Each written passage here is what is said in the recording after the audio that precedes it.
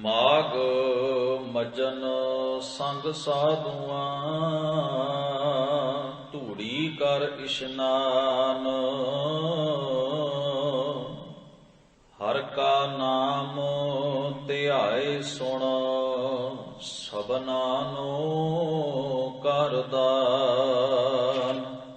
ਮਾਘ ਮਜਨ ਸੰਗ ਸਾਧੂਆਂ, ਧੂੜੀ ਕਰ ਇਸ਼ਨਾਨ। ਹਰ ਕਾ ਨਾਮ ਧਿਆਏ ਸੁਣ, ਸਭਨਾਂ ਨੂੰ ਕਰ ਦਾਨ। ਜਨਮ ਕਰਮ ਮਲ ਉਤਰੈ, ਮਨ ਤੇ ਜਾਏ ਗੁਮਾਨ। ਕਾਮ ਕ੍ਰੋਧ ਨਾ ਮੋਹੀਐ, ਬਿਨਸੈ ਲੋਭ ਸੁਆਨ। ਸਚੈ ਮਾਰਗ ਚਲਦਿਆਂ, ਉਸਤਤ ਕਰੇ ਜਹਾਨ। 68 ਤੀਰਥ ਸਗਲ ਪੁੰਨ, ਜੀ ਦਇਆ ਪਰਵਾਨ। ਜਿਸਨੋ ਦੇਵੈ ਦਇਆ ਕਰ, ਸੋਈ ਪੁਰਖ ਸੁਜਾਨ। ਜਿਨਾ ਮਿਲਿਆ ਪ੍ਰਭ ਆਪਣਾ, ਨਾਨਕ ਤਿਨ ਕੁਰਬਾਨ। ਮਾਘ ਸੁਚੇ ਸੇ ਕਾਂਢੀਐ, ਜਿਨ ਪੂਰਾ ਗੁਰ ਮਿਹਰਵਾਨ। ਜਿਨਾ ਮਿਲਿਆ ਪ੍ਰਭ ਆਪਣਾ, ਨਾਨਕ ਤਿਨ ਕੁਰਬਾਨ। ਮਾਘ ਸੁਚੇ ਸੇ ਕਾਂਢੀਐ, ਜਿਨ ਪੂਰਾ ਗੁਰ ਮਿਹਰਵਾਨ। ਵਾਹਿਗੁਰੂ ਜੀ ਕਾ ਖਾਲਸਾ, ਵਾਹਿਗੁਰੂ ਜੀ ਕੀ ਫਤਿਹ। ਪਰਮ ਸਨਮਾਨਯੋਗ ਸਤਿਗੁਰੂ ਗੁਰੂ ਗ੍ਰੰਥ ਸਾਹਿਬ ਮਹਾਰਾਜ ਜੀ ਦੇ ਸਜੇ ਹੋਏ ਪਾਵਨ ਦਰਬਾਰ ਦੀਆਂ ਹਾਜ਼ਰੀਆਂ ਭਰਦਿਆਂ ਹੋਇਆਂ ਬੜੇ ਹੀ ਸਤਿਕਾਰ ਪਿਆਰ ਸਹਿਤ ਆਪ ਸਰਬੱਤ ਸੰਗਤ ਨੇ ਗੁਰੂ ਸਵਾਰਿਆਂ ਪਾਸੋਂ ਮਹਾਰਾਜ ਦੀ ਪਾਵਨ ਬਾਣੀ ਦਾ ਕੀਰਤਨ ਸ਼ਰਵਣ ਕੀਤਾ ਹੈ। ਉਪਰੰਤ ਸ਼ਹੀਦਾਂ ਦੇ ਸਰਤਾਜ ਪੰਚਮ ਪਾਤਸ਼ਾਹ ਧੰਨ ਧੰਨ ਗੁਰੂ ਅਰਜਨ ਸਾਹਿਬ ਮਹਾਰਾਜ ਜੀ ਦਾ ਬਖਸ਼ਿਸ਼ ਕੀਤਾ ਹੋਇਆ ਪਾਵਨ ਉਪਦੇਸ਼ ਮਾਝ ਰਾਗ ਦੇ ਵਿੱਚੋਂ 12 ਮਾਹ ਦੀ ਮੁਬਾਰਕ ਬਾਣੀ ਦੇ ਵਿੱਚੋਂ, ਜੋ ਕਿ ਗੁਰੂ ਗ੍ਰੰਥ ਸਾਹਿਬ ਜੀ ਦੇ ਮੁਬਾਰਕ ਅੰਕ 135 ਔਰ 36 ਉੱਪਰ ਸੁਭਾਈਮਾਨ ਹੈ। ਮਾਘ ਦੇ ਮਹੀਨੇ ਦਾ ਨਾਉ ਸੰਕੇਤ ਵਰਤ ਕੇ ਜੋ ਸਤਿਗੁਰੂ ਜੀ ਨੇ ਪਾਵਨ ਉਪਦੇਸ਼ ਬਖਸ਼ਿਸ਼ ਕੀਤਾ ਹੈ, ਆਪ ਜੀ ਨੇ ਬੜੇ ਆਦਰ ਸਹਿਤ ਸੁਣਿਆ ਹੈ। ਮਾਘ ਦੇ ਮਹੀਨੇ ਨੂੰ ਮਕਰ ਸੰਕ੍ਰਾਂਤੀ ਕਿਹਾ ਜਾਂਦਾ ਹੈ। ਸਨਾਤਨੀ ਮਤ ਦੇ ਪੁਜਾਰੀਆਂ ਦੇ ਵਿਸ਼ਵਾਸ ਦੇ ਮੁਤਾਬਕ ਜਿਸ ਦਿਨ ਮਾਘ ਦੇ ਮਹੀਨੇ ਦੀ ਸੰਗਰਾਂਦ ਹੁੰਦੀ ਹੈ, ਉਸ ਦਿਨ ਨੂੰ ਬੜਾ ਹੀ ਪਵਿੱਤਰ ਦਰਜਾ ਉਹਨਾਂ ਨੇ ਆਪਣੀਆਂ ਮਾਨਤਾਵਾਂ ਦੇ ਰਾਹੀਂ ਦਿੱਤਾ ਹੋਇਆ ਹੈ। ਔਰ ਉਹਨਾਂ ਦਾ ਖਿਆਲ ਹੈ ਇਸ ਦਿਨ ਇੱਕ ਅਹਿਮ ਤੀਰਥ ਅਸਥਾਨ ਜਿਸ ਨੂੰ ਪ੍ਰਯਾਗ ਕਹਿੰਦੇ ਹਨ, ਜਿਸ ਦਾ ਅੱਜ ਕੱਲ੍ਹ ਨਾਮ ਅਲਾਹਾਬਾਦ ਹੈ। ਜਦੋਂ ਮੁਗਲਾਂ ਦਾ ਰਾਜ ਭਾਰਤ ਦੀ ਧਰਤੀ ਉੱਤੇ ਸੀ, ਉਹਨਾਂ ਨੇ ਕੁਝ ਥਾਵਾਂ ਦੇ ਨਾਂ ਤਬਦੀਲ ਕਰਕੇ ਰੱਖੇ ਸਨ। ਪ੍ਰਯਾਗ ਨੂੰ ਉਹਨਾਂ ਨੇ ਅਲਾਹਾਬਾਦ ਦਾ ਨਾਮ ਦਿੱਤਾ, ਜਿਸ ਨੂੰ ਅੱਜ ਕੱਲ੍ਹ ਇਲਾਹਾਬਾਦ ਕਰਕੇ ਵੀ ਲਿਖਿਆ ਔਰ ਬੋਲਿਆ ਜਾਂਦਾ ਹੈ। ਇਸ ਤੀਰਥ ਦੀ ਸਨਾਤਨੀ ਮਤ ਨੂੰ ਮੰਨਣ ਵਾਲਿਆਂ ਵਿੱਚ ਬੜੀ ਖਾਸ ਮਾਨਤਾ ਹੈ, ਕਿਉਂਕਿ ਇਸ ਜਗ੍ਹਾ ਦੇ ਉੱਤੇ ਗੰਗਾ ਤੇ ਜਮਨਾ ਦੋ ਨਦੀਆਂ ਮਿਲਦੀਆਂ ਨੇ ਔਰ ਤੀਸਰੀ ਇੱਕ ਨਦੀ ਜਿਸ ਨੂੰ ਸਰਸਵਤੀ ਨਦੀ ਕਿਹਾ ਜਾਂਦਾ ਹੈ। ਪੰਡਤਾਂ ਦਾ ਵਿਸ਼ਵਾਸ ਹੈ ਕਿ ਉਹ ਗੁਪਤ ਰੂਪ ਵਿੱਚ ਇੱਥੇ ਆ ਕੇ ਬਾਕੀ ਦੋ ਨਦੀਆਂ ਦੇ ਨਾਲ ਮਿਲਦੀ ਹੈ। 3 ਨਦੀਆਂ ਦਾ ਸੰਗਮ ਹੋਣ ਕਰਕੇ ਇਸ ਨੂੰ ਤ੍ਰਿਵੇਣੀ ਵੀ ਕਹਿੰਦੇ ਨੇ। ਔਰ ਇਸ ਤੀਰਥ ਦੀ ਜੋ ਖਾਸ ਮਹਾਨਤਾ ਪੁਜਾਰੀਆਂ ਨੇ ਆਪਣੇ ਗ੍ਰੰਥਾਂ ਵਿੱਚ ਲਿਖੀਏ ਤੇ ਪ੍ਰਚਾਰੀਏ, ਉਹ ਕੁਝ ਇਸ ਪ੍ਰਕਾਰ ਹੈ। ਕਹਿੰਦੇ ਨੇ ਬ੍ਰਹਮਾ ਦੇ ਉਚਾਰਨ ਕੀਤੇ ਹੋਏ 4 ਵੇਦ ਚੋਰੀ ਕਰਕੇ ਸ਼ੰਖਾਸੁਰ ਨਾਮ ਦਾ ਇੱਕ ਰਾਖਸ਼, ਇੱਕ ਦੈਤ ਕਿਧਰੇ ਲੈ ਜਾਂਦਾ ਹੈ। ਵਿਸ਼ਨੂੰ ਨੇ ਅਵਤਾਰ ਧਾਰਨ ਕਰਕੇ ਉਹ 4 ਵੇਦ ਲੱਭੇ, ਲਿਆ ਕੇ ਬ੍ਰਹਮਾ ਨੂੰ ਵਾਪਸ ਦਿੱਤੇ। ਬ੍ਰਹਮਾ ਨੇ ਇਸ ਖੁਸ਼ੀ ਦੇ ਅੰਦਰ 1000 ਯੱਗ ਕੀਤਾ ਪ੍ਰਯਾਗ ਦੇ ਅਸਥਾਨ ਦੇ ਉੱਤੇ। ਇਸ ਕਰਕੇ ਪ੍ਰਯਾਗ ਦਾ ਅਰਥ ਕੋਸ਼ਾਂ ਦੇ ਅੰਦਰ ਯੱਗ ਕਰਨਾ ਵੀ ਕਿਹਾ ਗਿਆ ਹੈ, ਵਿਸ਼ੇਸ਼ ਖਾਸ ਤਰੀਕੇ ਦਾ ਯੱਗ। ਤੋ ਤਦੋਂ ਤੋਂ ਇਸ ਤੀਰਥ ਦੀ ਬੜੀ ਖਾਸ ਮਹਾਨਤਾ ਹੈ, ਕਿਉਂਕਿ ਇਸ ਜਗ੍ਹਾ ਦੇ ਉੱਤੇ ਬ੍ਰਹਮਾ ਨੇ ਯੱਗ ਕੀਤੇ ਹਨ, ਔਰ ਉਹ ਵੀ 1 ਜਾਂ 2 ਨਹੀਂ, 1000। ਤੋ ਉਹਨਾਂ ਦਾ ਮਤ ਹੈ ਜਿਹੜਾ ਮਕਰ ਸੰਕ੍ਰਾਂਤੀ, ਮਾਘ ਦੀ ਸੰਗਰਾਂਦ ਨੂੰ ਜਿਹੜਾ ਇਸ ਤੀਰਥ ਉੱਤੇ ਆ ਕੇ ਇਸ਼ਨਾਨ ਕਰਦਾ ਹੈ, ਇੱਥੇ ਆ ਕੇ ਦਾਨ ਪੁੰਨ ਕਰਦਾ ਹੈ, ਔਰ ਖਾਸ ਮਰਿਆਦਾ ਦੇ ਮੁਤਾਬਕ ਪੁਜਾਰੀਆਂ ਦੇ ਕੋਲੋਂ ਪੂਜਾ ਕਰਵਾਉਂਦਾ ਹੈ, ਉਸ ਦੇ ਸਾਰੇ ਪਾਪ ਜਿਹੜੇ ਹਨ ਉਹ ਕੱਟੇ ਜਾਂਦੇ ਹਨ, ਉਸ ਨੂੰ ਮੁਕਤੀ ਮਿਲ ਜਾਂਦੀ ਹੈ। ਭਾਵ ਉਸ ਦੀ ਆਤਮਾ ਨਰਕਾਂ ਵਿੱਚ ਨਹੀਂ ਜਾਂਦੀ, ਉਹ ਮੁਕਤ ਹੋ ਜਾਂਦਾ ਹੈ। ਕੁਝ ਗ੍ਰੰਥਾਂ ਵਿੱਚ ਐਸਾ ਵੀ ਜ਼ਿਕਰ ਮਿਲਿਆ ਹੈ। ਗੁਰੂ ਗ੍ਰੰਥ ਸਾਹਿਬ ਮਹਾਰਾਜ ਦੀ ਮੁਬਾਰਕ ਬਾਣੀ ਨੂੰ ਆਪ ਪੜ੍ਹਦੇ ਹੋ ਤੇ ਸਤਿਗੁਰੂ ਗੁਰੂ ਗ੍ਰੰਥ ਸਾਹਿਬ ਮਹਾਰਾਜ ਦੀ ਮੁਬਾਰਕ ਬਾਣੀ ਨੇ ਐਸੇ ਅਣਗਿਣਤ ਹੀ ਭਰਮ ਤੇ ਭੁਲੇਖੇ ਜਿਹੜੇ ਹਨ, ਕਿਉਂਕਿ ਇੱਕ ਗੱਲ ਖਾਸ ਧਿਆਨ ਰੱਖਣ ਵਾਲੀ ਹੈ ਕਿ ਭਰਮ ਜੋ ਹੈ, ਭੁਲੇਖਾ ਜੋ ਹੈ, ਉਹ ਕਦੇ ਵੀ ਮਨੁੱਖ ਦੇ ਮਨ ਨੂੰ ਸਕੂਨ ਵਿੱਚ ਨਹੀਂ ਰਹਿਣ ਦਿੰਦਾ, ਉਹ ਰੜਕਦਾ ਰਹਿੰਦਾ, ਦੁਖੀ ਕਰਦਾ ਹੈ। ਕਿਉਂਕਿ ਭਰਮ ਹੈ, ਭੁਲੇਖਾ ਹੈ, ਵਹਿਮ ਹੈ। ਉਹ ਵਹਿਮ ਇੱਕ ਰੋਗ ਹੈ, ਇੱਕ ਬਿਮਾਰੀ ਹੈ ਮਾਨਸਿਕ। ਭਰਮਾਂ ਵਿੱਚ ਗ੍ਰਸਿਆ ਹੋਇਆ ਬੰਦਾ, ਵਹਿਮਾਂ ਵਿੱਚ ਪਿਆ ਹੋਇਆ ਬੰਦਾ, ਕਰਮ ਕਾਂਡਾਂ ਦੀ ਉਲਝਣ ਵਿੱਚ ਫਸਿਆ ਹੋਇਆ ਮਨੁੱਖ, ਗੁਰਬਾਣੀ ਕਹਿੰਦੀ ਏ ਕਦੇ ਸੁਖੀ ਨਹੀਂ ਹੋ ਸਕਦਾ। ਉਹ ਮਾਨਸਿਕ ਕਰਕੇ, ਮਨ ਦੇ ਖਿਆਲਾਂ ਕਰਕੇ ਮਨ ਉਹ ਜਿਵੇਂ ਕੈਦੀ ਬਣ ਗਿਆ, ਖੂਹ ਦੇ ਡੱਡੂ ਵਾਂਗ, ਤੇ ਉਹ ਇੱਕ ਰੋਗ ਹੈ। ਗੁਰਬਾਣੀ ਇਹਨੂੰ ਇੱਕ ਰੋਗ ਮੰਨਦੀ, ਮਾਨਸਿਕ ਰੋਗ। ਸਤਿਗੁਰੂ ਆਖਦੇ ਹੋ ਆਪਣੇ ਮਨੁੱਖ ਆਪਣੇ ਜੀਵਨ ਦੀ ਸਾਰੀ એનર્ਜੀ, ਆਪਣੀ ਸਾਰੀ ਤਾਕਤ, ਆਪਣੇ ਅੰਦਰ ਦੀ ਸਾਰੀ ਜੋ ਨੇਕ ਪਾਸੇ ਵੱਲ ਆਪਣਾ ਜੀਵਨ ਹੰਢਾਉਣ, ਆਨੰਦ ਮਾਣਨ ਉੱਤੇ ਉਹਨੇ ਜਿਹੜਾ ਸਮਾਂ ਲਾਉਣਾ ਹੈ, ਉਹ ਵਹਿਮਾਂ ਭਰਮਾਂ ਦੀ ਪੂਰਤੀ ਉੱਤੇ ਹੀ ਸਾਰਾ ਜੀਵਨ ਖਰਚ ਕਰਦਾ ਰਹਿੰਦਾ ਹੈ। ਉਹਨਾਂ ਗ੍ਰੰਥਾਂ ਵਿੱਚ ਜ਼ਿਕਰ ਆਇਆ ਹੈ ਵੀ ਇੱਥੇ ਇੱਕ ਬੋੜ ਦਾ ਦਰਖਤ ਸੀ, ਉਹਨੂੰ ਅਕੈ ਵਟ ਜਾਂ ਅਖੈ ਵਟ ਜਾਂ ਅਕਸ਼ੈ ਵਟ ਕਰਕੇ ਲਿਖਿਆ ਹੋਇਆ ਹੈ। ਉਹਦੇ ਥੱਲੇ ਬੜੇ ਭਾਰੀ ਭਾਰੀ ਪੱਥਰ ਰੱਖੇ ਗਏ ਸਨ ਤੇ ਪੁਜਾਰੀਆਂ ਨੇ ਖਿਆਲ ਪ੍ਰਚਲਿਤ ਕੀਤਾ ਵੀ ਇਹ ਪ੍ਰਯਾਗ ਦਾ ਜਿਹੜਾ ਤੀਰਥ ਹੈ, ਇਹਦਾ ਬੜਾ ਮਹਾਤਮ ਹੈ। ਇਹ ਜਿਹੜਾ ਬੋੜ ਦਾ ਦਰਖਤ, ਇਹਦਾ ਵੀ ਬੜਾ ਮਹਾਤਮ ਹੈ। ਜਿਹੜਾ ਬੰਦਾ ਇਸ ਬੋੜ ਦੇ ਦਰਖਤ ਤੇ ਚੜ ਕੇ ਸਿਰ ਭਾਰ ਹੋ ਕੇ ਥੱਲੇ ਨੂੰ ਛਾਲ ਮਾਰ ਦੇਵੇ, ਭਾਵ ਮਰ ਜਾਏਗਾ, ਇਹਦੇ ਤੋਂ ਡਿੱਗ ਕੇ ਉਹਨੂੰ ਮੁਕਤੀ ਮਿਲ ਜਾਵੇਗੀ। ਹੁਣ ਬੰਦੇ ਆਉਂਦੇ ਸਨ ਮੁਕਤੀ ਦੀ ਇੱਛਾ ਵਿੱਚ, ਕਿਉਂਕਿ ਜੋ ਪ੍ਰਚਾਰ ਦਾ ਪ੍ਰਭਾਵ ਮਨੁੱਖ ਦੇ ਮਨ ਉਤੇ ਹੈ, ਉਹੋ ਜੀ ਪ੍ਰੈਕਟਿਸ ਦੁਨੀਆ ਕਰਨ ਲੱਗ ਪੈਂਦੀ ਹੈ। ਕਿਤਨੇ ਹੀ ਲੋਕ ਆਏ ਉਸ ਜਗ੍ਹਾ ਦੇ ਉੱਤੇ, ਉਹਨਾਂ ਨੇ ਦਾਨ ਪੁੰਨ ਕੀਤਾ, ਪੁਜਾਰੀਆਂ ਕੋਲੋਂ ਮੰਤਰ ਪੜ੍ਹਾਏ ਤੇ ਸਿਰ ਭਾਰ ਹੋ ਕੇ ਉਸ ਬੋੜ ਦੇ ਦਰਖਤ ਉਹਨਾਂ ਨੇ ਛਾਲ ਮਾਰ ਕੇ ਆਤਮ ਹੱਤਿਆ ਕਰ ਲਈ। ਪੁਜਾਰੀਆਂ ਦੀ ਪ੍ਰਚਾਰ ਦੇ ਮੁਤਾਬਕ ਉਹ ਮੁਕਤੀ ਨੂੰ ਪ੍ਰਾਪਤ ਹੋ ਗਏ। ਹੁਣ ਕਿਹੜਾ ਕਿਸੇ ਨੇ ਵਾਪਸ ਪਰਤ ਕੇ ਦੱਸਣਾ ਵੀ ਮੁਕਤੀ ਮਿਲੀ ਕਿ ਨਹੀਂ ਮਿਲੀ? ਪੁਜਾਰੀ ਦਾ ਮਸਲਾ ਹੱਲ ਸੀ।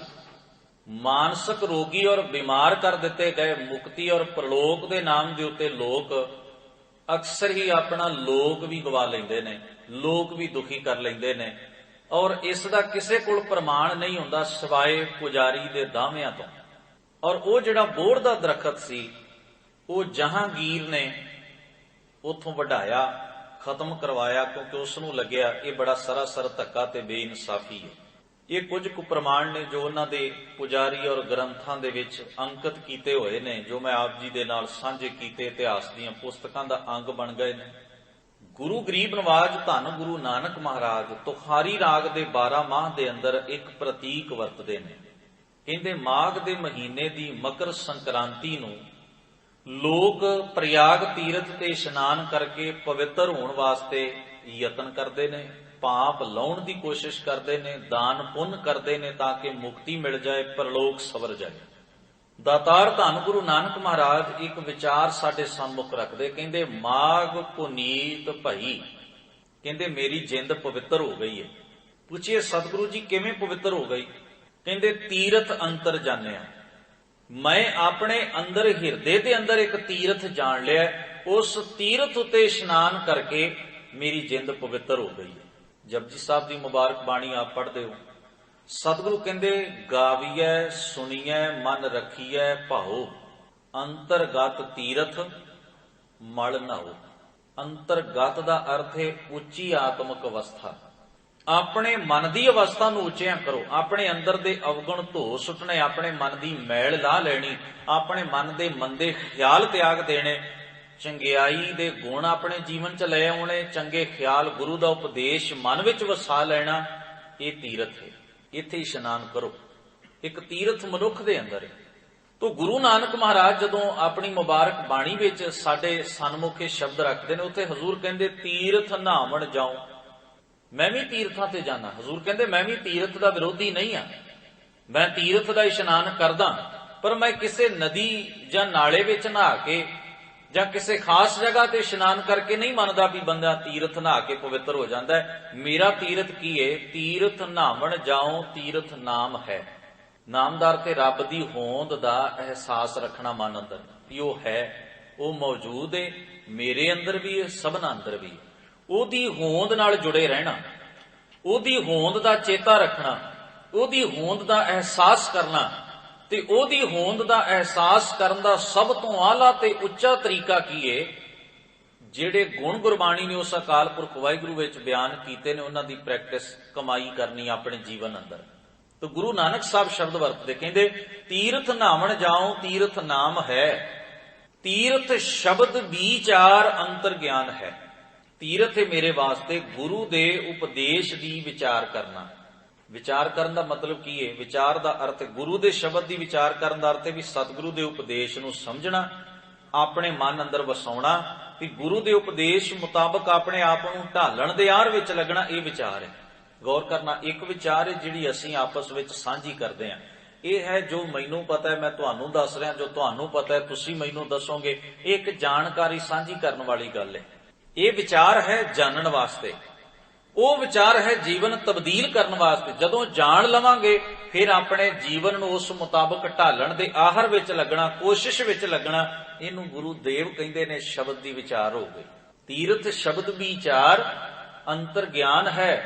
ਗੁਰ ਗਿਆਨ ਸਾਚਾ ਥਾਨ ਨਿਰਮਲ, 10 ਪੁਰਬ ਸਦਾ ਦਸਾਹਰਾ, ਹਉ ਨਾਮ ਹਰਿ ਕਾ ਸਦਾ ਜਾਚੋ, ਦੇਹ ਪ੍ਰਭ ਧਰਣੀ ਧਰਾ, ਸੰਸਾਰ ਰੋਗੀ ਨਾਮ ਦਾਰੂ, ਮੈਲ ਲਾਗੈ ਸਚ ਬਿਨਾ, ਗੁਰਵਾਕ ਨਿਰਮਲ ਸਦਾ ਚਾਨਣ, ਨਿਤ ਸਾਚ ਤੀਰਥ ਮੱਜਣਾ। ਇਹ ਅਸਲ ਤੀਰਥ ਹੈ। ਮਹਾਰਾਜ ਦੀ ਬਾਣੀ ਦਾ ਇੱਕ ਪ੍ਰਮਾਣ ਮੈਂ ਤੁਹਾਡੇ ਨਾਲ ਜ਼ਰੂਰੀ ਸਾਂਝਾ ਕਰਾਂ। ਗੁਰੂ ਦੇਵ ਉਸ ਵਿੱਚ ਕਹਿੰਦੇ ਬੰਦਾ ਭਲਾ ਪਾਪ ਕਿਉਂ ਕਰਦਾ ਹੈ? ਪਾਪ ਦਾ ਹੀ ਡਰ ਹੈ ਨਾ। ਪਾਪ ਲਾਉਣ ਵਾਸਤੇ ਬੰਦਾ ਤੀਰਥਾਂ ਤੇ ਜਾ ਰਿਹਾ, ਦਾਨ ਪੁੰਨ ਕਰਵਾ ਰਿਹਾ, ਯਤਨ ਕਰ ਰਿਹਾ, ਸਮਾਧੀਆਂ ਲੱਗ ਰਹੀਆਂ ਨੇ, ਤਿਆਗ ਕਰ ਰਿਹਾ, ਬਾਹਰੀ ਤੌਰ ਤੇ ਬੜਾ ਕੁਝ ਹੈ। ਪਾਪ ਦਾ ਡਰਿਆ ਤੇ ਡਰਾਇਆ ਤੇ ਸਤਿਆ ਸਤਾਇਆ ਹੋਇਆ ਵੀ ਪਾਪ ਛੁੱਟ ਜਾਏ। ਜਿਹੜੇ ਪਾਪ ਮੈਂ ਕਰ ਬੈਠਾ ਉਹਦੇ ਪਛਤਾਵੇ ਵਿੱਚੋਂ ਇਹ ਗੱਲ ਨਿਕਲੀ ਵੀ ਇਹ ਹੁਣ ਮੇਰਾ ਖਹਿੜਾ ਕਿਵੇਂ ਛੱਡਣਗੇ। ਵੈਸੇ ਵੀ ਗੁਰੂ ਮਹਾਰਾਜ ਨੇ ਆਖਿਆ ਜਦੋਂ ਬੰਦਾ ਕੋਈ ਗਲਤ ਕਰਮ ਕਰਦਾ ਹੈ ਨਾ, ਜੀਵਨ ਅੰਦਰ ਉਹਦਾ ਡਰ ਨਾਲ ਹੀ ਵੱਜ ਜਾਂਦਾ ਹੈ, ਮਨ ਦੇ ਵਿੱਚ ਬਹਿ ਜਾਂਦਾ ਹੈ। ਸੋ ਡਰੈ ਜੇ ਪਾਪ ਕਮਾਵਦਾ। ਉਸ ਕੀਤੇ ਹੋਏ ਕਰਮ ਦਾ ਜਿਹੜਾ ਪ੍ਰਭਾਵ ਹੈ ਨਾ ਮਨੁੱਖ ਦੇ ਮਨ ਉੱਤੇ, ਉਹ ਬਣਿਆ ਰਹਿੰਦਾ ਹੈ। ਬੰਦਾ ਜ਼ਾਹਰ ਕਰੇ ਚਾਹੇ ਨਾ ਕਰੇ, ਪਰ ਸਤਿਗੁਰੂ ਆਖਦੇ ਜੋ ਮੰਦਾ ਕਰਮ ਕੀਤਾ, ਜੋ ਪਾਪ ਕਰਮ ਕੀਤਾ, ਗੁਨਾਹ ਕੀਤਾ, ਆਪਣਾ ਕਿਰਦਾਰ ਦੇ ਵਿੱਚੋਂ ਜੋ ਮੰਦੇ ਅਮਲ ਕਮਾਏ ਨੇ, ਸਤਿਗੁਰੂ ਕਹਿੰਦੇ ਉਹਨਾਂ ਦਾ ਮਨ ਉੱਤੇ ਬੜਾ ਮਾੜਾ ਪ੍ਰਭਾਵ ਬਣਿਆ ਰਹਿੰਦਾ। ਬੰਦਾ ਉਹਨਾਂ ਤੋਂ ਖਹਿੜਾ ਛਡਾਉਣਾ ਚਾਹੁੰਦਾ, ਪਰ ਛੁੱਟੇ ਕਿਵੇਂ? ਸਵਾਲ ਇਹ ਹੈ। ਹੁਣ ਉਸ ਪ੍ਰਭਾਵ ਤੋਂ ਖਹਿੜਾ ਛਡਾਉਣ ਲਈ ਹੁਣ ਸਤਿਗੁਰੂ ਆਹਰ ਕਰਦੇ ਨੇ। ਹਜ਼ੂਰ ਕਹਿੰਦੇ ਆਹਰ ਕਰਦਾ ਬੰਦਾ, ਤੇ ਗੁਰੂ ਦੇਵ ਮਹਾਰਾਜ ਬਾਣੀ ਵਿੱਚ ਆਖਦੇ ਕਹਿੰਦੇ ਭਲਾ ਬੰਦਾ ਪਾਪ ਕਰਦਾ ਹੀ ਕਿਉਂ ਹੈ? ਸ਼ਬਦ ਵਰਤੇ ਸਤਿਗੁਰਾਂ ਨੇ, ਕਹਿੰਦੇ ਪਾਪ ਕਰੇ ਪੰਚਾਂ ਕੇ ਬਾਸਰੇ। ਪੰਜਾਂ ਦੇ ਅਧੀਨ, ਭਾਵ ਕੁਝ ਵਿਕਾਰਾਂ ਦੇ ਅਧੀਨ ਹੋ ਕੇ ਪਾਪ ਕਰਦਾ। ਲੋਭੀ ਹੋਇਆ ਤਾਂ ਧੱਕਾ ਕੀਤਾ, ਲੁੱਟ ਖਸੁੱਟ ਕੀਤੀ, ਬੇਈਮਾਨੀ ਕੀਤੀ। ਕਾਮੀ ਹੋਇਆ ਤੇ ਆਪਣਾ ਕਿਰਦਾਰ ਗਵਾ ਲਿਆ, ਕਿਸੇ ਨਾਲ ਜ਼ਬਰਦਸਤੀ ਜ਼ੋਰ ਕੀਤਾ। ਜੇ ਮਨੁੱਖ ਦੇ ਅੰਦਰ ਹੰਕਾਰ ਆਇਆ ਤਾਂ ਦੂਜੇ ਨੂੰ ਨੀਵਾਂ ਵਿਖਾਇਆ, ਕਿਸੇ ਦਾ ਨੁਕਸਾਨ ਕੀਤਾ। ਵਿਕਾਰ ਆਇਆ ਮਨ ਅੰਦਰ ਤੇ ਤਾਂ ਹੀ ਸਰੀਰ ਦੇ ਰਾਹੀਂ ਕੋਈ ਗੁਨਾਹ ਹੋਇਆ ਨਾ। ਵੈਸੇ ਮੈਂ ਇੱਕ ਬੇਨਤੀ ਕਰਾਂ, ਸਭ ਤੋਂ ਪਹਿਲਾਂ ਮਨੁੱਖ ਪਾਪ ਮਾਨਸਿਕ ਤੌਰ ਤੇ ਕਮਾਉਂਦਾ ਹੈ, ਹੰਡਾਉਂਦਾ ਹੈ। ਪਾਪੀ ਤੇ ਉਦੋਂ ਹੀ ਹੋ ਜਾਂਦਾ ਜਦੋਂ ਉਹਨੇ ਮਾਨਸਿਕ ਤੌਰ ਤੇ ਗੱਲ ਹੰਡਾ ਲਈ। ਜਦੋਂ ਸਮਾਂ ਮਿਲਦਾ ਸਰੀਰਕ ਰੂਪ ਵਿੱਚ ਉਦੋਂ ਕਰਦਾ ਹੈ। ਸਰੀਰ ਮਗਰੋਂ ਕਮਾਉਂਦਾ, ਮਨ ਪਹਿਲੋਂ ਕਮਾ ਲੈਂਦਾ। ਤੋ ਬਾਹਰੋਂ ਬੰਦਾ ਮਾਹੌਲ ਵੇਖਦਾ ਵੀ ਮੈਂ ਇਹ ਕਰਮ ਕਰ ਲਵਾਂ, ਕੋਈ ਵੇਖਦਾ ਤੇ ਨਹੀਂ, ਜਾਂ ਮੈਂ ਕਰ ਸਕਦਾ। ਮਾੜਾ ਬੰਦਾ ਦਿਸੇ ਤਾਂ ਕਰ ਲਿਆ, ਤਕੜਾ ਬੰਦਾ ਦਿਸੇ ਤੇ ਨਹੀਂ ਕੀਤਾ। ਭਾਵ ਬਾਹਰ ਦੇ ਹਾਲਾਤ ਵੇਖ ਕੇ ਬੰਦਾ ਤਨ ਦੇ ਰਾਏ ਕਰਮ ਕਮਾਉਂਦਾ ਹੈ। ਪਰ ਗੁਰਬਾਣੀ ਕਹਿੰਦੀ ਹੈ ਸਭ ਤੋਂ ਪਹਿਲਾਂ ਮਨੁੱਖ ਪਾਪ ਨੂੰ ਮਨ ਕਰਕੇ ਹੰਡਾ ਲੈਂਦਾ, ਮਨ ਕਰਕੇ ਜਿਉ ਲੈਂਦਾ, ਮਨ ਕਰਕੇ ਕਮਾ ਲੈਂਦਾ। ਇਹੀ ਉਹਦਾ ਅਸਲ ਹੈ, ਇਹੀ ਉਹਦਾ ਜੀਵਨ ਹੈ ਅਸਲ। तो शब्द महाराज वरतदे कहंदे पंजां विकारां दे वस हो के पाप करदा है। फिर पुछदा है धार्मिक आगू नूं मैं की करां, इस पछतावे तो इस परछावे तो मेरा खैड़ा छुट सकदा है। वो कहंदा भी मेरे कोल जुगत है भी तू दान पुन कर, कुछ मंत्र जाप ते तीरथ इशनान वगैरह यात्रा कर, हो सकदा है तेरा पछतावा घट जाए। हुण उहदे आखे लग के तीर्थां ते जांदा, चुब्बे मारदा है। गुरु महाराज कहंदे कहंदे हजूर आखदे पाप करें पंचां के बासरे, तीर्थ नहाए कहें सब उतरे। नहा के कहंदे लो जी हुण तो उतर गया, हुण खैड़ा छुट गया, क्योंकि मैनू धार्मिक आगू ने कहा तां लै गए पाप। हुण अगे महाराज कहंदे बौर कमावै होए निसंक।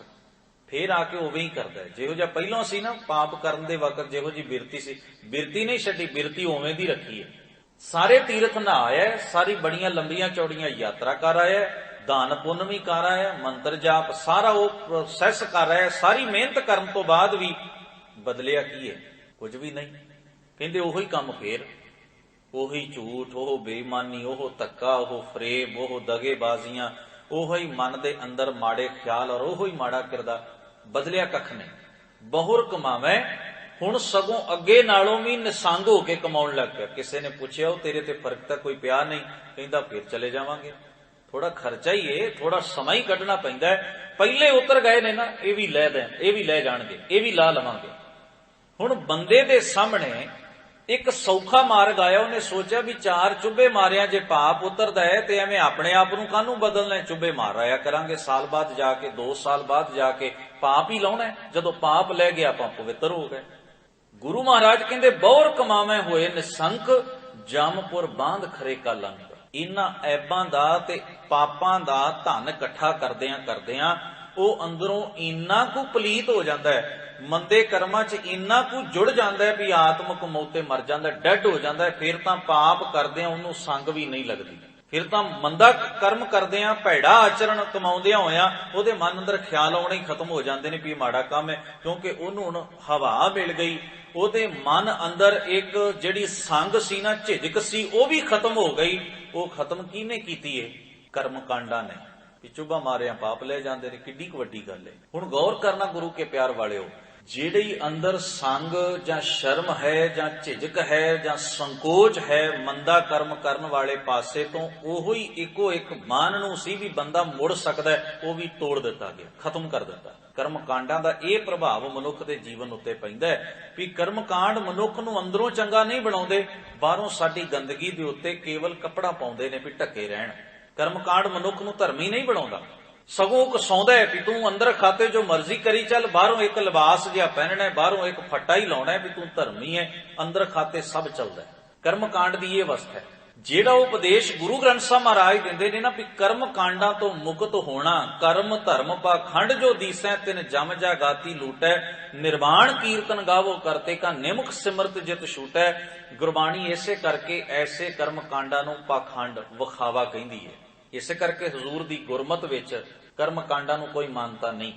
इनू तां गुरु महाराज बाणी च कहंदे काहे कलरा सिंचो जन्म गवावो। कलर वाली जमीन नूं पानी देवे कोई ते सियाणा बजुर्ग जिहड़ा तजर्बेकार ਉਹ ਕਹਿੰਦੇ ਕਿਉਂ ਐਵੇਂ ਪਾਣੀ ਅਜਾਈ ਗਵਾਉਣਾ ਤੇ ਆਪਣਾ ਸਮਾਂ ਬਰਬਾਦ ਕਰਦਾ। ਕਲਰ ਵਾਲੀ ਜ਼ਮੀਨ ਨੂੰ ਪਾਣੀ ਦੇਣ ਨਾਲ ਫਸਲ ਨਹੀਂ ਹੋਣੀ, ਕਿਉਂਕਿ ਜ਼ਮੀਨ ਬੇਸਿਕਲੀ ਇਸ ਯੋਗ ਹੀ ਨਹੀਂ ਹੈ ਕਿ ਇਹ ਫਸਲ ਪੈਦਾ ਕਰੇ।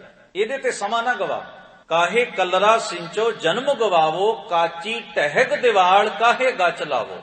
ਕੱਚੀ ਕੰਧ ਨੂੰ ਸੀਮੈਂਟ ਦਾ ਲੇਪ ਕਰਨ ਦਾ ਕੀ ਫਾਇਦਾ ਹੈ? ਜਿਹੜੀ ਮਿੱਟੀ ਦੀ ਬਣੀ ਹੈ ਉਹਦੇ ਉੱਤੇ ਬੰਦਾ ਪੱਕੀ ਸੀਮੈਂਟ ਦਾ ਲੇਪ ਕਰੇ, ਪਲਸਤਰ ਕਰੇ। ਹੁਣ ਪੱਕਾ ਗੱਚ ਲਾਉਣਾ, ਸੀਮੈਂਟ ਦਾ ਉਹਨੂੰ ਪਲਸਤਰ ਕਰਨਾ ਤੇ ਕੰਧ ਹੈ ਕੱਚੀ। ਗੁਰੂ ਮਹਾਰਾਜ ਕਹਿੰਦੇ ਇਹਦਾ ਕੀ ਲਾਭ ਹੋਇਆ?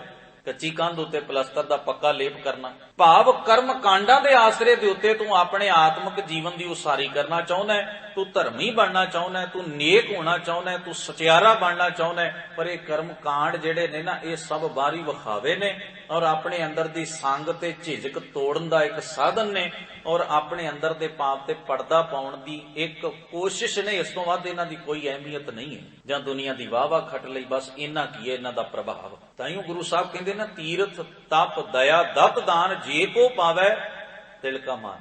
जे इन्हां चों कुछ मिलदा है ते की मिलदा है? तिल मात्र मान सत्कार। भी तीर्थां ते जाण वाले नूं दुनिया कह दे भी बड़ा वड्डा तीर्थ इशनानी, साडी भुख इन्ने ना पूरी हो जानी है भी दुनिया च साडी भल बन रही है, होर ते कोई कमाई नहीं ना इहदे चों। अधिक अहूं बुद्ध बांधे। हुण सतगुरु जिहड़ा मार्ग दसदे ने ना वो अगला मार्ग है। इन्हां कर्म कांडां तो, इस अज्ञानता ते विखावे तो मुक्त हो के अगला मार्ग है। वो किहड़ा है? वो है मैं दीजै बुद्ध विवेका। मैनू परख बुद्धि बख्शो भी मैं चंगे कर्म अपने मन च वसा लवां ते मंदे कढ कढ के हौली हौली बाहर सुट दें। अपने जीवन नू बदलण वाले राह ते यह है गुरमत दा कर्म। हार परयो स्वामी के द्वारा दीजै बुद्ध विवेका, ये गुरमत दा मार्ग है। इस तो पहले जेड़े ने वो कर्मकांड दा मार्ग। कर्मकांड दा मार्ग मनुख नू मनो सचियारा नहीं बनाउंदा।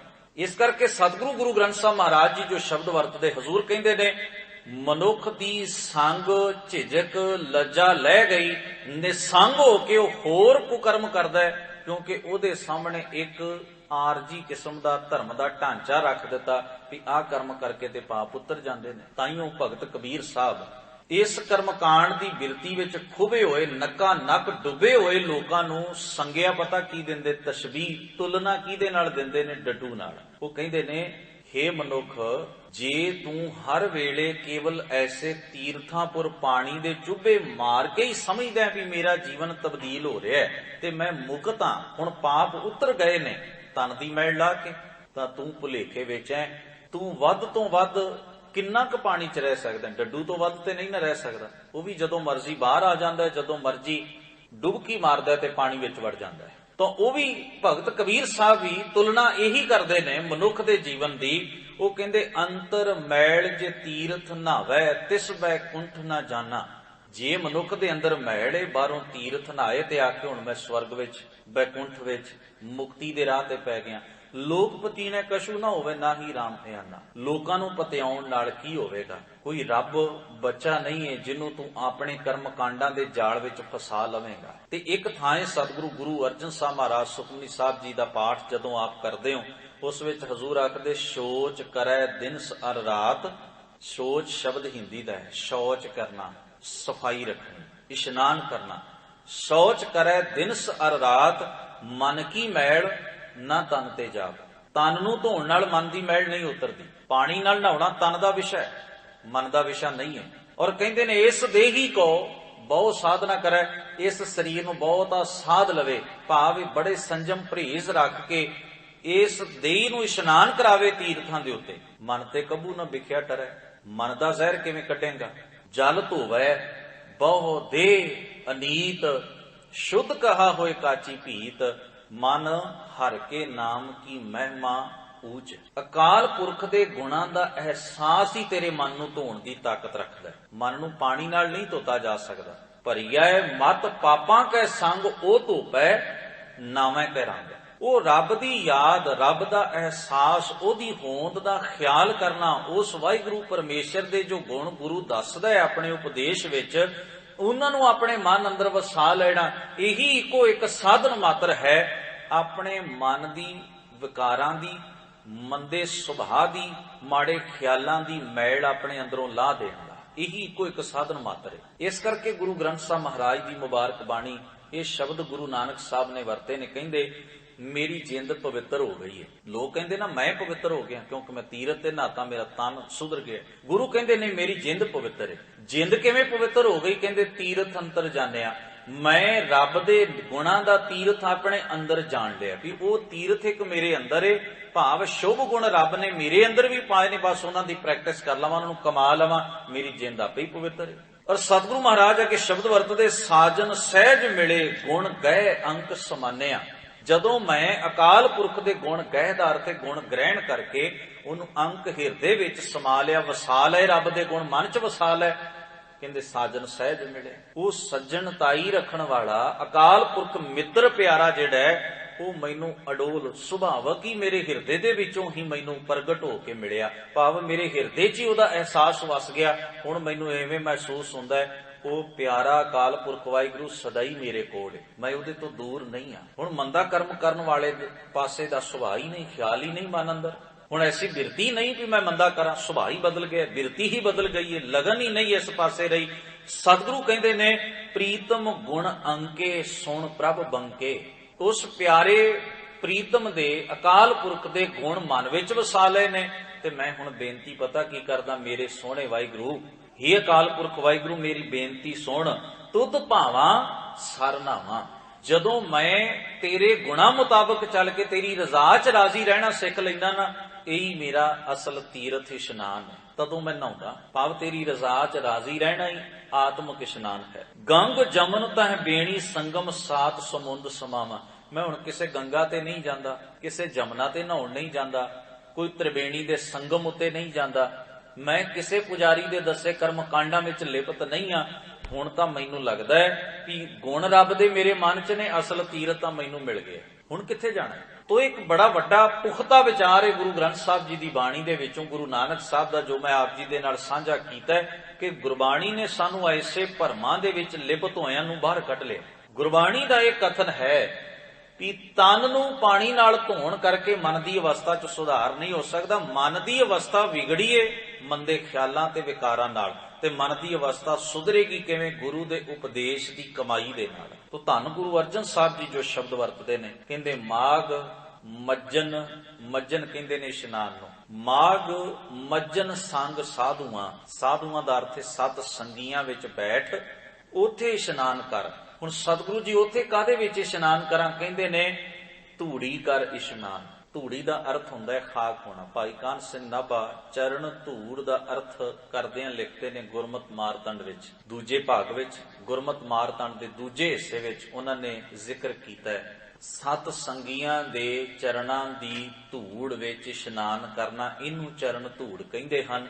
ते अगे उन्हां ने एक्सप्लेन कीता, इस गल की व्याख्या कीती है, शब्द बड़ा कीमती वरतया। कहंदे अति निमर हो के, भाव बहुत निमरता रखनी, नीवापन अपने मन च, हौमे नहीं रखनी।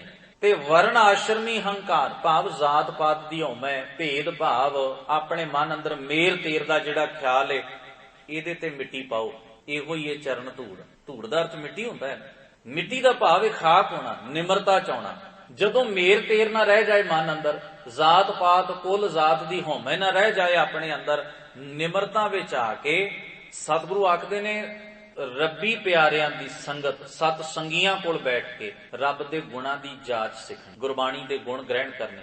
इहो ही है चरण धूड़। गौर करना इस गल वाल। तानू गुरु ग्रंथ साहब जी दी बाणी दे ख्याल ना कई बार साडे मनां नूं चंगे नहीं लगदे। ओहदी एक वजह है, वजह यह है कि असीं अपने सुभाਅ नूं ही गुरसिੱਖੀ समझ बैठे हैं। जो गुरु ग्रंथ साहब महाराज कहंदे ने ना, जदों ओहदा ते साडे सुभाਅ दा आपस च टकराव हो जांदा है, तकलीफ ते पहुंचदी है। कोई व्यक्ति जोड़ियां दी सेवा करदा है, मुबारक है, जोड़े साफ करदा है, रखदा है, एक सेवा है, एक प्रैक्टिस है। पर जो ये सोचदा है जोड़ियां दी मिट्टी रुमाल नाल साफ करके अपने मत्थे ते लावां, अपनी दस्तार ते लावां, अपने केसां विच लावां और उन्होंने धो के पी लवां, ते गुरु महाराज का हुक्म मन्निया गया कि चरण धूड़ मुख लाई। ते मैं एक बेनती जरूर कर दियां, गुरु नानक महाराज जी की मुबारक बाणी आसा की वार का कीर्तन कितने ही गुरुद्वारे साहिबाना दे विच हुंदा है, असीं सुणदे हां, पढ़दे हां ते गाउंदे हां। ये दास की हर जगह बेनती रही है कि फिर इन्नी किरपा करो भी सतगुरु गुरु नानक साहब जी का ये जो दो पंक्तियां ने, किरपा करके इहदे अर्थ समझाउण दा यतन जरूर करना। अल मल खाई सिर शाई पाई मूर्ख अंधे, पत गवाईए किहदे लई ने। जे कली खाक अपने सिर विच मथे ते शरीर ते मल लैण दा नाम धर्म है कि इस तरह जे निमरता आ जाती है तो हंकारियां नूं असीं थोड़ा थोड़ा प्यार ही ना दईए, सारा समाज सुधर जाए, नेक हो जाए, फिर तो गल बन गई ना। इदों सौखा काम तो हो ही नहीं सकता। तो जेड़े बंदे ने बेसिकली निमरता की प्रैक्टिस ही नहीं की, वो किवें निमरता विच रह सकदा, किवें मिठास विच रह। असीं हंकार की भी प्रैक्टिस कीती है तां हंकारी होए आ, ते निमरता की भी प्रैक्टिस करनी पएगी। धक्के नाल बाहरों कोई चीज खुआ जां पिया के कदे किसी नूं गुणी नहीं बनाया जा सकिया। जे ऐसा हुंदा ते गुरु नानक साहब महाराज सच्चे पातशाह पानी अपने हत्थां दी शोह दे दे के सारी दुनिया नूं धर्मी बना देंदे। फिर ना कोई बाबर जुल्म करदा, ना कोई अत्याचार हुंदे, ना समाज च बुराई रहिंदी। जे जादू नाल ट्रिक दे नाल सारा कुछ हो जांदा तो घाटे कोई नहीं सन। बस इको ही बख्शिश है, वो है मनुख आप कमाउंदा है।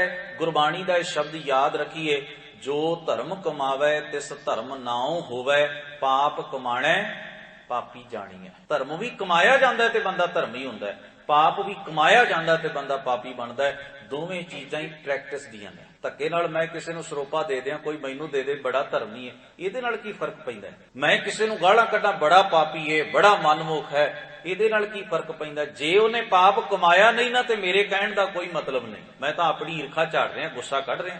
ਜੇ ਮੈਂ ਧਰਮ ਕਮਾਇਆ ਨਹੀਂ ਨਾ, ਮੈਨੂੰ ਲੱਖ ਕੋਈ ਸਰੋਪਾ ਉਹ ਦੇ ਕੇ ਤੇ ਬਹੁਤ ਵੱਡੇ ਵੱਡੇ ਖਿਤਾਬ ਫਟੇ ਮੇਰੇ ਗਲ ਬੰਨ ਦੇਵੇ, ਇਹ ਤਾਂ ਬੜਾ ਕਮਾਈ ਵਾਲਾ ਹੈ, ਮਹਾਂਪੁਰਖ ਹੈ, ਇਹਦੇ ਨਾਲ ਕੀ ਫਰਕ ਪੈਂਦਾ? ਇਹ ਤਾਂ ਲੋਕਾਚਾਰੀ ਵਡਿਆਈ ਹੈ। ਹਉਮੈ ਨੂੰ ਪੱਠੇ ਪੈ ਗਏ, ਮੈਂ ਵੀ ਖੁਸ਼ ਹਾਂ, ਅਗਲਾ ਵੀ ਖੁਸ਼ ਹੈ। ਪਰ ਬੇਸਿਕਲੀ ਗੁਰੂ ਗ੍ਰੰਥ ਸਾਹਿਬ ਕਹਿੰਦੇ ਨੇ ਜੇ ਤੂੰ ਕਮਾਇਆ ਨਹੀਂ ਨਾ ਧਰਮ ਤੇ ਬੰਦਿਆ, ਅੰਦਰੂਨੀ ਤੌਰ ਤੇ ਤੂੰ ਧਰਮੀ ਨਹੀਂ ਹੈ। ਧਰਮ ਵੀ ਪ੍ਰੈਕਟਿਸ ਨਾਲ ਹੀ ਬੰਦਾ ਧਰਮੀ ਬਣਦਾ ਹੈ ਤੇ ਪਾਪੀ ਵੀ ਪ੍ਰੈਕਟਿਸ ਨਾਲ ਹੀ ਬਣਦਾ ਹੈ। ਹੁਣ ਗੌਰ ਕਰਨਾ, ਦੋਵੇਂ ਚੀਜ਼ਾਂ ਇੱਕ ਪ੍ਰੋਸੈਸ ਨੇ, ਇੱਕ ਕਮਾਈ ਨੇ। ਬੰਦਾ ਧਰਮ ਵੀ, ਗੁਰੂ ਸਾਹਿਬ ਕਹਿੰਦੇ ਧਰਮ ਵੀ ਕਮਾਇਆ ਜਾਂਦਾ ਹੈ, ਪਾਪ ਵੀ ਕਮਾਇਆ ਜਾਂਦਾ ਹੈ। ਤੇ ਖਿਮਾ ਕਰਨਾ, ਜੇ ਮੈਂ ਨਿਮਰਤਾ ਕਮਾਈ ਨਹੀਂ ਤੇ ਜ਼ਬਰਦਸਤੀ ਮੈਨੂੰ ਕੋਈ ਡੋਜ਼ ਪਿਆ ਕੇ ਤੇ ਨਿਮਰਤਾਵਾਨ ਬਣਾਉਣੋਂ ਰਿਹਾ। ਹਉਮੈ ਦਾ ਕੋਈ ਡਾਕਟਰੀ ਇਲਾਜ ਤਾਂ ਹੈ ਨਹੀਂ। ਹਉਮੈ ਦਾ ਕੋਈ ਬਾਹਰੀ ਤੌਰ ਦੇ ਉੱਤੇ ਕੋਈ ਖਾਣ ਪੀਣ ਕਰਕੇ ਹਉਮੈ ਮਨੁੱਖ ਦੀ ਕੱਟੀ ਜਾਏ, ਐਸਾ ਕੋਈ ਵੀ ਕਿਧਰੇ ਇਲਾਜ ਨਹੀਂ ਅੱਜ ਤੱਕ। ਜੇ ਹੁੰਦਾ ਤਾਂ ਸੰਸਾਰ 'ਚ ਹਉਮੈ ਹੀ ਨਾ ਹੁੰਦੀ। ਜੇ ਹੁੰਦਾ ਤੇ ਸਾਰੀ ਦੁਨੀਆ ਨਿਮਰ ਹੁੰਦੀ, ਨਿਰਮਾਣਤਾ ਹੁੰਦੀ, ਜ਼ਾਤਾਂ ਪਾਤਾਂ ਦੇ ਝੇੜੇ ਨਾ ਹੁੰਦੇ, ਇਸ ਸੰਸਾਰ ਦੇ ਅੰਦਰ ਕੋਈ ਹੰਕਾਰ ਨਾ ਕਰਦਾ ਤੇ ਕਿਸੇ ਨੂੰ ਦਬਾਉਂਦਾ ਨਾ। ਪਰ ਗੱਲ ਇਸ ਤੋਂ ਉਲਟੀ ਹੈ। ਸੇਵਾ ਦਾ ਸੰਕਲਪ ਹੈ ਗੁਰਮਤਿ ਦੇ ਅੰਦਰ, ਕਰਮ ਕਾਂਡ ਦਾ ਨਹੀਂ। ਪਰ ਖਿਮਾ ਕਰ ਦੇਣਾ, ਸਾਡੀ ਸੇਵਾ, ਜਦੋਂ ਅਸੀਂ ਸੇਵਾ ਕਰਦੇ ਹਾਂ ਤੇ ਸੇਵਾ ਦੇ ਮਹੱਤਵ ਨੂੰ ਨਾ ਜਾਣ ਕੇ ਕਈ ਵਾਰ ਉਹਨੂੰ ਕਰਮ ਕਾਂਡ ਦੀ ਸ਼ਕਲ ਦੇਣ ਦੀ ਕੋਸ਼ਿਸ਼ ਕਰਦੇ ਹਾਂ।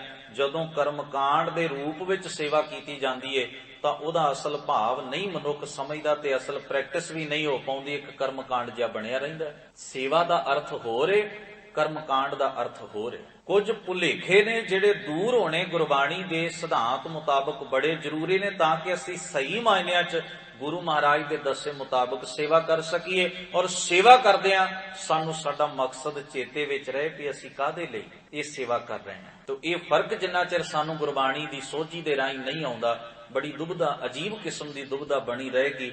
ਦਾਸ ਨੇ ਦੇਖਿਆ ਵੀ ਇਹ ਨਿੱਕੇ ਨਿੱਕੇ ਪੈਕਟ ਮਿਲਦੇ ਸਨ ਇੱਕ ਬੜੇ ਹੀ ਨਾਮਵਰ ਧਰਮ ਸਥਾਨ ਉੱਪਰ, ਔਰ ਉਹਨਾਂ ਦੇ ਉੱਤੇ ਇੱਕ ਚਿੱਟ ਨਿੱਕੀ ਜਿਹੀ ਪਰਚੀ ਲੱਗੀ ਹੋਈ ਸੀ, ਚਰਨ ਧੂੜ। ਹੁਣ ਜਿਹੜੇ ਸੱਜਣ ਵੰਡ ਰਹੇ ਸਨ ਉਹ ਆਪਣੀ ਤਰਫੋਂ ਬੜੀ ਵੱਡੀ ਸੇਵਾ ਕਰ ਰਹੇ ਸਨ ਵੀ ਅਸੀਂ ਸੰਗਤਾਂ ਨੂੰ ਚਰਨ ਧੂੜ ਵੰਡ ਰਹੇ ਹਾਂ, ਵੀ ਇਹ ਸੰਗਤ ਦੀ ਚਰਨਾਂ ਦੀ ਮਿੱਟੀ ਹੈ ਜੋ ਜੁੱਤੀਆਂ ਨਾਲ ਲਾ ਕੇ ਆਈ, ਉਹ ਇਕੱਠੀ ਕਰਕੇ ਕੁਝ ਹੋਰ ਮਿਕਸ ਕੀਤੀ ਹੋਏਗੀ ਤਾਂ ਉਹ ਨਿੱਕੇ ਨਿੱਕੇ ਪੈਕਟ ਬਣਾ ਕੇ ਉਹ ਲੋਕਾਂ ਨੂੰ ਵੰਡਦੇ ਸਨ। ਹੁਣ ਹੈਰਾਨੀ ਤੇ ਇਸ ਗੱਲ ਦੀ ਹੈ ਵੀ ਕੀ ਗੁਰੂ ਗ੍ਰੰਥ ਸਾਹਿਬ ਜੀ ਦੀ ਬਾਣੀ ਵਿੱਚ ਵਰਤਿਆ ਚਰਨ ਧੂੜ ਸ਼ਬਦ ਇਸ ਚੀਜ਼ ਵਾਸਤੇ ਹੈ? ਜਿਹੜੇ ਕੇਸਾਂ ਦਾ ਸਿੱਖ ਸਤਿਕਾਰ ਕਰਦਾ ਹੈ, ਜਿਹੜੀ ਦਸਤਾਰ ਦਾ ਸਿੱਖ ਅਦਬ ਕਰਦਾ ਹੈ, ਕਿ ਉਹਦੇ ਉੱਤੇ ਗੰਦਾ ਪਾਣੀ ਪੈਰਾਂ ਨੂੰ ਧੋ ਕੇ ਪਾਉਣ ਵਾਲਾ ਜਾਂ ਪੈਰਾਂ ਦੀ ਮਿੱਟੀ ਵਾਲਾ ਉਹ ਜਾਇਜ਼? ਇਹ ਗੱਲ ਤੁਸੀਂ ਸੋਚ ਕੇ ਦੇਖਣਾ। ਦੂਸਰੀ ਬਾਤ ਇਹ ਕਿ ਗੁਰੂ ਗ੍ਰੰਥ ਸਾਹਿਬ ਮਹਾਰਾਜ ਦੀ ਬਾਣੀ ਦੇ ਮੁਤਾਬਕ ਜੇ ਵਾਕਈ ਚਰਨ ਧੂੜ ਦਾ ਅਰਥ ਸਿੱਧਾ ਪੈਰਾਂ ਦੀ ਮਿੱਟੀ ਹੀ ਹੈ ਤੇ ਖਿਮਾ ਕਰਨਾ, ਫਿਰ ਸ਼ਬਦ ਤਾਂ ਬੜੇ ਨੇ ਗੁਰੂ ਗ੍ਰੰਥ ਸਾਹਿਬ ਦੀ ਬਾਣੀ 'ਚ, ਜੇ ਸਿੱਧੇ ਹੀ ਅਰਥ ਕਰਨੇ ਨੇ ਤੇ ਇਹਦਾ ਕੀ ਕਰੋਗੇ? ਕੇਸਾਂ ਕਾ ਕਰ ਚਵਰ ਢੁਲਾਵਾਂ, ਚਰਨ ਧੂੜ ਮੁਖ ਲਾਈ। ਚਰਨ ਧੂੜ ਤੇ ਬਾਅਦ ਚ ਆਇਆ, ਇਹਨੂੰ ਕੇਸਾਂ ਦਾ ਚੌਰ ਕੌਣ ਕਰੇ? ਹੁਣ ਕੀ ਇਹਨੂੰ ਅਸੀਂ ਪ੍ਰੈਕਟਿਸ ਵਿੱਚ ਲਿਆ ਸਕਦੇ ਹਾਂ ਸਿੱਧੇ ਰੂਪ ਵਿੱਚ ਵੀ ਕੇਸਾਂ ਦਾ ਚੌਰ ਕਰੋ? ਕਿ ਇਸ ਗੱਲ ਨੂੰ ਸਾਡੀ ਮਰਿਆਦਾ, ਗੁਰੂ ਗ੍ਰੰਥ ਸਾਹਿਬ ਦਾ ਸਿਧਾਂਤ ਤੇ ਧਰਮ ਦੇ ਅਸੂਲ ਮਾਨਤਾ ਦੇਣਗੇ ਜੇ ਅਸੀਂ ਅਖਰੀ ਅਰਥਾਂ ਦੇ ਉੱਤੇ ਹੀ ਗੱਲ ਮੁਕਾ ਲੈਣੀ ਹੈ? ਨਹੀਂ, ਇਹਦਾ ਅਰਥ ਹੈ ਕੁਰਬਾਨ ਜਾਣਾ। ਤਨ ਮਨ ਕਾਟ ਕਾਟ ਸਭ ਅਰਪੀ ਵਿੱਚ ਅਗਨੀ ਆਪ ਜਲਾਈ। ਇਹਦਾ ਕੀ ਭਾਵ ਕੱਢਾਂਗੇ? ਜਿੱਥੇ ਸਾਨੂੰ ਲੋੜ ਪੈਂਦੀ ਹੈ ਭਾਵ ਅਰਥ ਕੱਢ ਲੈਂਦੇ ਆ, ਜਿੱਥੇ ਲੋੜ ਨਹੀਂ ਪੈਂਦੀ, ਸਾਡੇ ਸੁਭਾਅ ਨਾਲ ਗੱਲ ਮੇਲ ਨਹੀਂ ਖਾਂਦੀ, ਉੱਥੇ ਅਸੀਂ ਸਿੱਧੇ ਅਰਥ ਕਰ ਲੈਂਦੇ। ਚਲਾਕੀ ਬਹੁਤ ਹੈ ਸਾਡੇ ਅੰਦਰ। ਤੋ ਗੁਰੂ ਕੇ ਪਿਆਰ ਵਾਲਿਓ, ਗੁਰੂ ਗ੍ਰੰਥ ਸਾਹਿਬ ਜੀ ਦੀ ਬਾਣੀ ਤੇ ਇੱਕੋ ਜਿਹੀ ਸੁਨੇਹਾ ਦਿੰਦੀ। ਇਹ ਤੇ ਗੱਲ ਨਹੀਂ ਵੀ ਅੱਧੀ ਇੱਕ ਗੱਲ ਨੂੰ ਕਿਵੇਂ ਮੰਨ ਲਓ ਤੇ ਅੱਧੀ ਇੱਕ ਗੱਲ ਨੂੰ ਕਿਵੇਂ ਮੰਨ ਲਓ। ਸਾਡੇ ਸੁਭਾਅ 'ਚ ਇਹ ਗੱਲਾਂ ਆ ਗਈਆਂ ਨੇ। ਗੁਰੂ ਮਿਹਰ ਕਰੇ ਅਸੀਂ ਨਿਮਰਤਾ ਦੀ ਪ੍ਰੈਕਟਿਸ ਕਰਨੀ। ਉਹ ਕਿਵੇਂ ਹੁੰਦੀ ਹੈ? ਸਹਿਨਸ਼ੀਲਤਾ ਰੱਖ ਕੇ, ਕਿਸੇ ਚੀਜ਼ ਦਾ ਹੰਕਾਰ ਨਾ ਕਰਕੇ, ਨਿਰਮਾਣਤਾ ਨਿਮਰਤਾ ਵਿੱਚ ਰਹਿਣਾ। ਇਸੇ ਨੂੰ ਹੀ ਗੁਰੂ ਗ੍ਰੰਥ ਸਾਹਿਬ ਦੀ ਬਾਣੀ ਆਖਦੀ ਹੈ, ਧੂੜੀ ਕਰ ਇਸ਼ਨਾਨ। ਮਨ ਦਾ ਇਸ਼ਨਾਨ ਕਰਾ ਨਿਮਰਤਾ ਦੇ ਵਿੱਚ। ਤੇ ਆਖਦੇ ਨੇ ਹਰਿ ਕਾ ਨਾਮ ਧਿਆਏ ਸੁਣ। ਅਕਾਲ ਪੁਰਖ ਦੇ ਗੁਣਾਂ ਨੂੰ ਧਿਆ, ਚੇਤੇ ਵਿੱਚ ਲਿਆ। ਸੁਣ, ਆਪਣੇ ਕੰਨਾਂ ਨਾਲ ਸੁਣ। ਭਾਵ ਕਹਿ ਵੀ ਤੇ ਸੁਣ ਵੀ। ਹੁਣ ਕਹਿਣਾ ਤੇ ਸੁਣਨਾ ਦੋ ਹੀ ਮਨੁੱਖ ਦੇ ਕੋਲ ਕਿਰਿਆਵਾਂ ਨੇ ਜਿਹਦੇ ਨਾਲ ਉਹਦਾ ਮਨ ਬਾਹਰ ਦੇ ਗਿਆਨ ਨਾਲ ਜੁੜਦਾ ਹੈ। ਤੇ ਗੁਰੂ ਕਹਿੰਦੇ ਨੇ ਦਾਨ ਪਤਾ ਕੀ ਕਰ? ਸਭਨਾ ਨੋ ਕਰ ਦਾਨ। ਰੱਬ ਦੇ ਗੁਣਾਂ ਦੀ ਖੁਦ ਪ੍ਰੈਕਟਿਸ ਕਰ, ਤੇ ਜਦੋਂ ਤੇਰਾ ਵਿਹਾਰ ਲੋਕਾਂ ਨਾਲ ਗੁਣਾਂ ਵਾਲਾ ਹੋਏਗਾ ਨਾ, ਤੂੰ ਬੜਾ ਵੱਡਾ ਸਮਝੀ ਦਾਨ ਕਰ ਦਿੱਤਾ ਲੋਕਾਂ ਨੂੰ, ਬਹੁਤ ਵੱਡਾ। ਜਿਹਦੇ ਨਾਲ ਤੂੰ ਦਇਆ ਨਾਲ ਪੇਸ਼ ਆ ਗਿਆ, ਉਹਦੇ ਲਈ ਇਦੋਂ ਵੱਡੀ ਚੀਜ਼ ਕੀ ਹੋ ਸਕਦੀ ਹੈ। ਜਿਹਦੇ ਨਾਲ ਤੂੰ ਧੱਕਾ ਕਰਦਾ, ਜੇ ਤੂੰ ਧੱਕਾ ਕਰਨਾ ਛੱਡ ਦੇ, ਇਦੋਂ ਵੱਡੀ ਰਾਹਤ ਉਸ ਬੰਦੇ ਲਈ ਕੋਈ ਨਹੀਂ ਹੋ ਸਕਦੀ। ਖਿਮਾ ਕਰਨਾ, ਬੰਦਾ ਇਧਰੋਂ ਤੇ ਰਿਸ਼ਵਤਾਂ ਲੈਂਦਾ, ਬੇਈਮਾਨੀਆਂ ਕਰਦਾ, ਇਧਰ ਥੋੜਾ ਜਿਹਾ ਗਰੀਬਾਂ ਨੂੰ ਦੇ ਕੇ ਸੋਚਦਾ ਮੈਂ ਤੇ ਬਹੁਤ ਵੱਡਾ ਦਾਨ ਕਰ ਲਿਆ। ਬੰਦਿਆ, ਜੇ ਤੂੰ ਬੇਈਮਾਨੀ ਕਰਨੀ ਛੱਡਦਾ, ਇਹਨਾਂ ਬਹੁਤ ਵੱਡਾ ਦਾਨ ਹੋਏਗਾ ਤੇਰਾ। ਜੇ ਤੂੰ ਇੰਨੇ ਲੋਕਾਂ ਨੂੰ ਲੁੱਟ ਕੇ ਬਰਬਾਦ ਕਰਕੇ ਉਹਦੇ ਚੋਂ ਥੋੜਾ ਜਿਹਾ ਹਿੱਸਾ ਧਰਮ ਦੇ ਨਾਂ ਤੇ ਕੁਝ ਲੋਕਾਂ ਨੂੰ ਦੇ ਦਿੱਤਾ, ਧਰਮ ਸਥਾਨ ਤੇ ਦੇ ਦਿੱਤਾ, ਤੇ ਮਤਾਂ ਸੋਚੀ ਤੂੰ ਦਾਨ ਕੀਤਾ, ਤੂੰ ਪੁੰਨ ਕੀਤਾ, ਤੂੰ ਭਲਾ ਕੀਤਾ। ਨਹੀਂ, ਤੂੰ ਤੇ ਆਪਣੇ ਪਾਪ ਤੇ ਪਰਦਾ ਪਾਇਆ। ਚੰਗਾ ਦਾਨ ਪਤਾ ਕੀ ਹੈ? ਤੂੰ ਵਿਹਾਰ ਹੀ ਚੰਗਾ ਕਰਨਾ ਸ਼ੁਰੂ ਕਰ ਦੇ, ਇਹਦੋਂ ਵੱਡਾ ਦਾਨ ਕੋਈ ਨਹੀਂ। ਜਿਨ੍ਹਾਂ ਨੂੰ ਕੌੜਾ ਬੋਲਦਾ ਦਿਨ ਰਾਤ, ਉਹਨਾਂ ਨਾਲ ਮਿੱਠਾ ਬੋਲ, ਉਹਨਾਂ ਦੇ ਮਨ ਨੂੰ ਸਕੂਨ ਮਿਲੇ। ਉਹ ਜਿਹੜਾ ਤੂੰ ਸੁੱਖ ਦੇਏਗਾ ਨਾ ਮਿੱਠਾ ਬੋਲ ਕੇ, ਉਦੋਂ ਵੱਡਾ ਦਾਨ ਕੋਈ ਨਹੀਂ ਹੋ ਸਕਦਾ। ਉਹ ਪੈਸਿਆਂ ਨਾਲ ਵੀ ਖਰੀਦ ਕੇ ਅਗਲੇ ਨੂੰ ਨਹੀਂ ਦਿੱਤਾ ਜਾ ਸਕਦਾ। ਕਿਸੇ ਮਨੁੱਖ ਦੇ ਸਾਹਮਣੇ ਅਸੀਂ 36 ਪ੍ਰਕਾਰ ਦੇ ਪਕਵਾਨ ਰੱਖ ਦਈਏ ਵੀ ਤੁਹਾਡੀ ਅਸੀਂ ਸੇਵਾ ਕਰਨੀ ਹੈ, ਬੜੀ ਮਿਹਨਤ ਨਾਲ ਬਣਾਇਆ, ਛਕੋ, ਅਸੀਂ ਤੁਹਾਨੂੰ ਛਕਾਉਣਾ ਹੈ। ਜਦੋਂ ਛਕਣ ਲੱਗੇ ਤੇ ਬੜੀ ਭੈੜੀ ਤੇ ਕੌੜੀ ਗੱਲ ਕਰ ਦਈਏ, 36 ਪ੍ਰਕਾਰ ਦੇ ਪਕਵਾਨਾਂ ਦਾ ਸਵਾਦ ਫਿੱਕਾ ਹੋ ਜਾਏਗਾ। ਇਹਦੇ ਨਾਲੋਂ ਤੇ ਚੰਗਾ ਹੈ ਅਸੀਂ ਬੜੀ ਚੰਗੀ ਗੱਲ ਕਰਦੇ, ਉਹਦੇ ਮਨ ਨੂੰ ਸਕੂਨ ਦੇਣ ਵਾਲੀ ਰੋਟੀ ਭਾਵੇਂ ਸੁੱਕੀ ਖਵਾ ਦਿੰਦੇ ਅਚਾਰ ਨਾਲ, ਨਮਕ ਨਾਲ, ਉਹ ਜ਼ਿਆਦਾ ਚੰਗੀ ਸੀ। ਫਰਕ ਕੀ ਹੈ? ਇੱਥੇ ਜਾ ਕੇ ਫਰਕ ਸਮਝ ਵਿੱਚ ਆਏਗਾ ਵੀ ਗੁਰਬਾਣੀ ਕਿਸ ਨੂੰ ਦਾਨ ਕਹਿੰਦੀ। ਵੈਸੇ ਵੀ ਗੁਰੂ ਸਾਹਿਬ ਜੀ ਨੇ ਆਖਿਆ, ਜੇ ਤੂੰ ਕੁਝ ਦਾਨ ਦਾ ਅਰਥ ਹੁੰਦਾ ਦੇਣਾ। ਜੇ ਤੂੰ ਕੁਝ ਦੇਣਾ ਚਾਹੁੰਦਾ ਹੈ ਨਾ, ਤਾਂ ਸਭ ਤੋਂ ਪਹਿਲਾਂ ਆਪਣੇ ਵਿਹਾਰ ਵਿੱਚ ਸੁਧਾਰ ਜ਼ਰੂਰ ਕਰੀ। ਰੱਬੀ ਗੁਣ ਤੂੰ ਕਮਾਈ ਤੇ ਉਹਨਾਂ ਨੂੰ ਆਪਣੇ ਵਿਹਾਰ ਰਾਹੀਂ ਵੰਡੀ, ਤੇ ਦੂਜਿਆਂ ਨੂੰ ਪ੍ਰੇਰਣਾ ਕਰੀ ਵੀ ਉਹ ਵੀ ਇਸ ਰਾਹ ਦੇ ਪਾਂਧੀ ਬਣਨ। ਸਤਿਗੁਰੂ ਆਖਦੇ ਨੇ, ਜਨਮ ਕਰਮ ਮਲ ਉਤਰੈ। ਕਈ ਬਿਰਤੀਆਂ ਦੇ ਕਰਮਾਂ ਦੀ, ਬਿਰਤੀ ਦਾ ਅਰਥ ਹੁੰਦਾ ਵੀ ਸਾਡੀ ਲਗਨ ਕਿਹੜੀ ਚੀਜ਼ ਵਿੱਚ। ਜੇ ਮੰਦੇ ਪਾਸੇ ਲਗਨ ਹੈ ਤੇ ਸਾਡਾ ਕਰਮ ਉਹੋ ਜਿਹਾ ਹੀ ਹੋਏਗਾ। ਤੇ ਜਿੰਨੇ ਅਸੀਂ ਮੰਦੇ ਕਰਮ ਕਰਦੇ ਜਾਂਦੇ ਆ, ਭੈੜੀ ਬਿਰਤੀ ਤੇ ਮਾੜੇ ਪਾਸੇ ਦੀ ਲਗਨ ਕਰਕੇ, ਓਨਾ ਹੀ ਸਾਡਾ ਮਨ ਹੋਰ ਪਾਪੀ, ਹੋਰ ਮੈਲਾ ਹੁੰਦਾ ਜਾਂਦਾ ਹੈ। ਉਨੇ ਹੀ ਔਗਣ ਸਾਡੇ ਜੀਵਨ ਦਾ ਹਿੱਸਾ ਬਣਦੇ ਜਾਂਦੇ ਨੇ। ਗੁਰੂ ਕਹਿੰਦੇ ਉਹ ਮੰਦੇ ਕਰਮਾਂ ਦੀ ਮੈਲ, ਮਾੜੇ ਖਿਆਲਾਂ ਦੀ ਮੈਲ, ਮਾੜੀਆਂ ਬਿਰਤੀਆਂ 'ਚ ਭਟਕ ਕੇ ਜਨਮਾਂ ਦੀ ਜਿਹੜੀ ਸਾਡੇ ਮਨ ਨੂੰ ਲੱਗੀ ਹੋਈ ਏ, ਉਹ ਉਤਰ ਜਾਏਗੀ ਤੇ ਮਨ ਤੇ ਜਾਏ ਗੁਮਾਨ। ਮਨੋ ਗੁਮਾਨ ਛੁੱਟ ਜਾ। ਬੰਦਾ ਜ਼ੁਬਾਨ ਤੋਂ ਤੇ ਕਹਿ ਦਿੰਦਾ ਮੈਂ ਸੰਗਤ ਦਾ ਦਾਸ ਹਾਂ, ਬੜਾ ਸੇਵਾਦਾਰ ਹਾਂ। ਹਰ ਹੰਕਾਰੀ ਕੋਲ ਸ਼ਬਦ ਬਹੁਤ ਵੱਡੇ ਹੁੰਦੇ ਨੇ। ਗੌਰ ਕਰਨਾ, ਸੁਣੀਦੇ ਨੇ, ਬੜੇ ਵੱਡੇ ਨਿਮਰਤਾ ਵਾਲੇ ਉਹ ਸ਼ਬਦ ਵਰਤਦੇ, ਔਰ ਇੰਨਾ ਕੁ ਮਿੱਠਾ ਬੋਲਦੇ, ਇਵੇਂ ਲੱਗਦਾ ਵੀ ਇਹਨਾਂ ਤੋਂ ਵੱਧ ਤਾਂ ਕੋਈ ਹੋ ਹੀ ਨਹੀਂ ਸਕਦਾ, ਇਤਨੀ ਕੁ ਨਿਮਰਤਾ ਹੈ। ਪਰ ਸੱਚੀ ਗੱਲ ਇਹ ਹੈ ਵੀ ਇਹ ਸ਼ਬਦ ਤੇ ਚੋਗਾ ਨਹੀਂ। ਸ਼ਬਦਾਂ ਦਾ ਜਾਲ ਪਾ ਕੇ ਉਹ ਲੋਕਾਂ ਨੂੰ ਫਸਾ ਲੈਂਦੇ ਨੇ ਆਪਣੀ ਨਿਮਰਤਾ ਦੇ ਜਾਲ ਵਿੱਚ। ਪਰ ਮਾਇਨਾ ਅਸਲ 'ਚ ਇਹ ਹੁੰਦਾ ਹੈ। ਗੁਰੂ ਗ੍ਰੰਥ ਸਾਹਿਬ ਜੀ ਨੇ ਇੱਕ ਸ਼ਬਦ ਵਰਤੇ, ਧੰਨ ਗੁਰੂ ਤੇਗ ਬਹਾਦਰ ਮਹਾਰਾਜ ਦਾ। ਕਹਿੰਦੇ, ਸਾਧੋ ਮਨ ਕਾ ਮਾਨ ਤਿਆਗੋ। ਮਨ ਦਾ ਗਰੂਰ ਛੱਡ, ਮਨ ਦੀ ਹਉਮੈ ਛੱਡ, ਮਨ ਦਾ ਹੰਕਾਰ ਛੱਡ, ਕਿਉਂਕਿ ਹੰਕਾਰ ਰੋਗ ਏ ਮਨ ਦਾ। ਵਿਹਾਰ 'ਚ ਤਦੋਂ ਹੀ ਆਇਆ ਜੇ ਮਨ ਨੂੰ ਲੱਗੇ। ਜੇ ਮਨ ਨੂੰ ਨਹੀਂ ਰੋਗ ਤੇ ਵਿਹਾਰ 'ਚ ਨਹੀਂ ਆ ਸਕਦਾ। ਜੇ ਹਉਮੈ ਮਨ 'ਚ ਹੈ ਤੇ ਵਿਹਾਰ 'ਚ ਆਈਏ। ਸਤਿਗੁਰੂ ਕਹਿੰਦੇ, ਜੇ ਤੂੰ ਚਾਹੁੰਦਾ ਵੀ ਵਿਹਾਰ 'ਚ ਹਉਮੈ ਨਾ ਰਹੇ ਤੇ ਮਨ ਤੋਂ ਛੱਡ, ਬਾਹਰੋਂ ਭੁਲੇਖੇ ਨਾ ਦੇ, ਬਾਹਰੋਂ ਐਵੇਂ ਮੋਮੋ ਠੱਗਣੀਆਂ ਗੱਲਾਂ ਨਾ ਕਰ, ਨਿਮਰਤਾ ਦੇ ਵੱਡੇ ਲਕਬ ਨਾ ਬੋਲ। ਮਨੋ ਛਾਡੇ, ਮਨ ਦਾ ਵਿਕਾਰ ਹੈ। ਸਾਧੋ ਮਨ ਕਾ ਮਾਨ ਤਿਆਗੋ, ਕਾਮ ਕ੍ਰੋਧ ਸੰਗਤ ਦੁਰਜਨ ਕੀ ਤਾਂਤੇ ਅਹਨਿਸ ਭਾਗੋ। ਤੋ ਗੁਰੂ ਦਾਤਾ ਜੀ ਆਖਦੇ, ਮਨ ਤੇ ਜਾਏ ਗੁਮਾਨ, ਕਾਮ ਕ੍ਰੋਧ ਨਾ ਮੋਹੀ ਹੈ। ਕਾਮ ਵਿੱਚ ਉਹਨਾਂ ਦਾ ਮਨ ਮੋਹਿਆ ਨਹੀਂ ਜਾਂਦਾ, ਭਾਵ ਉਹਨਾਂ ਦਾ ਕਰੈਕਟਰ ਨਹੀਂ ਡਿੱਗਦਾ। ਕਿਸੇ ਨੂੰ ਮੰਦੀ ਨਜ਼ਰ ਨਾਲ ਨਹੀਂ ਵੇਖਦੇ, ਉਹ ਦੂਸਰੇ ਦਾ ਘਰ ਨਹੀਂ ਤੱਕਦੇ, ਉਹ ਆਪਣਾ ਆਚਰਣ ਨਹੀਂ ਡਿੱਗਣ ਦਿੰਦੇ। ਕ੍ਰੋਧ, ਉਹਨਾਂ ਦੇ ਅੰਦਰ ਚੰਡਾਲ ਬਿਰਤੀ ਨਹੀਂ ਹੁੰਦੀ, ਉਹ ਦਇਆ ਦਾ ਪੱਲਾ ਨਹੀਂ ਛੱਡਦੇ। ਕ੍ਰੋਧ ਵਸ ਹੋਏ ਉਹ ਕਿਸੇ ਦਾ ਨੁਕਸਾਨ ਨਹੀਂ ਕਰਦੇ। ਹਜ਼ੂਰ ਕਹਿੰਦੇ ਨੇ, ਬਿਨਸੈ ਲੋਭ ਸੁਆਨ। ਲੋਭ ਦਾ ਕੁੱਤਾ ਉਹਨਾਂ ਦੇ ਅੰਦਰੋਂ ਬਿਨਸ ਜਾਂਦਾ, ਮਰ ਜਾਂਦਾ। ਲੋਭ ਨੂੰ ਕੁੱਤਾ ਕਿਉਂਕਿ ਕੁੱਤਾ ਦਰ ਤੇ ਭਟਕਦਾ। ਲੋਭੀ ਵੀ ਭੱਖ ਅਭੱਖ ਸਭ ਖਾਏ। ਕਹਿੰਦੇ ਨੇ, ਚੰਗਾ ਕੀ ਹੈ ਮਾੜਾ ਕੀ, ਲੋਭੀ ਨੂੰ ਤਾਂ ਮਿਲਣਾ ਚਾਹੀਦਾ। ਲੋਭੀ ਨੂੰ ਤਾਂ ਮਿਲਣਾ ਚਾਹੀਦਾ, ਉਹ ਨਹੀਂ ਵੇਖਦਾ ਕੀ ਹੈ। ਲੋਭ ਦਾ ਕੁੱਤਾ ਅੰਦਰੋਂ ਬਿਨਸ ਗਿਆ। ਹਜ਼ੂਰ ਆਖਦੇ, ਸੱਚੇ ਮਾਰਗ ਚੱਲਦਿਆਂ ਉਸਤਤ ਕਰੇ ਜਹਾਨ। ਐਸੇ ਸਚਿਆਰੇ ਰਾਹ ਦੇ ਉੱਤੇ ਚੱਲਣ ਵਾਲੇ ਇਨਸਾਨ ਦੀ ਜਹਾਨ ਵਿੱਚ ਵਡਿਆਈ ਹੈ, ਸ਼ੋਭਾ ਹੈ। ਅਸਲ ਸ਼ੋਭਨੀਕ ਇਨਸਾਨ ਹੀ ਉਹ ਹੈ। ਮੈਂ ਅਕਸਰ ਬੇਨਤੀ ਕਰਦਾ ਹੁੰਦਾ, ਕਬੀਰ ਸਾਹਿਬ ਨਾਲ ਸਾਡਾ ਕੀ ਰਿਸ਼ਤਾ ਹੈ, ਭਗਤ ਰਵਿਦਾਸ ਜੀ ਨਾਲ ਕੀ ਰਿਸ਼ਤਾ ਹੈ ਸਾਡਾ, ਭਾਈ ਮਨੀ ਸਿੰਘ ਨਾਲ ਕੀ ਰਿਸ਼ਤੇਦਾਰੀ ਹੈ ਸਾਡੀ।